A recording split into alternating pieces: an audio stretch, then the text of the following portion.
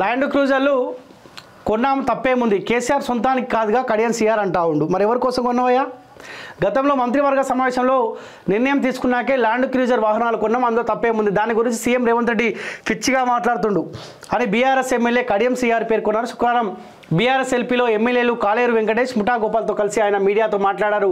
Land cruiser వాహనాలను కొంటే తప్పేముందని, కేసీఆర్ సొంతానికి కొన్నారా అని ఆ వాహనాల్లో అధికారులు ముఖ్యమంత్రి కేటీఆర్ ఈ బ్యాచ్ తిరుగుతుంది కదా, తప్పేముంది అని అంటా ఉండు.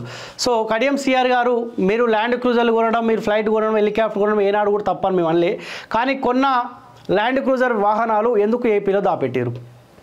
తెలంగాణలో తెచ్చిపెడితే అయిపోతుండే కదా, ఏమనుకున్నారంటే మళ్ళీ అధికారంలోకి మనమే వస్తాం కదా అనుకోండు.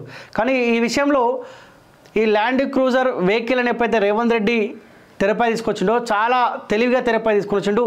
రెండు రకాలుగా ప్రజలు ఆలోచించాల్సిన అవసరం ఉన్నది.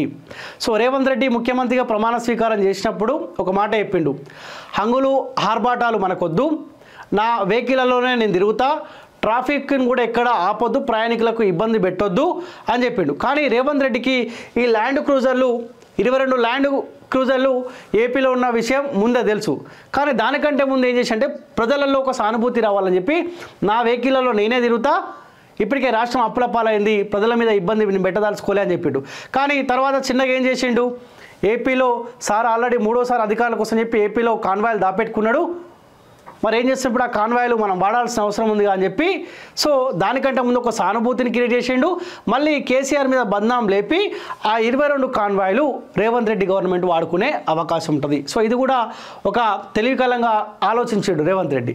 సో ప్రజలు రెండు రకాల దీన్ని స్వీకరించాల్సిన అవసరం ఉంది. ఏదో నిజంగా ప్రజలకు మేలు చేయాలి కేసీఆర్ మీద ఏదో అని కాదు, వీళ్ళకు మేలు జరగానికి ఆ 22 తెచ్చుకుంటారు. మీరు చూడరు, ఆ 22 తెచ్చుకుంటారు, మళ్ళీ ప్రజల్లో వీళ్ళే తిరుగుతారు రేవంత్ రెడ్డి సర్కార్. మేమేమంటా ఉన్నాం, 22 కాన్వాయ్లు మీకు అవసరం లేదని మీరే అన్నారు కదా, మీ వెహికల్లో మేమే తిరుగుతామని మీరే అన్నారు కదా. ఏం చేయండి, ఆ 22 వాహనాలు ఏవైతే ఉన్నాయో షోరూమ్కి మళ్ళీ రిటర్న్ ఇచ్చేయండి.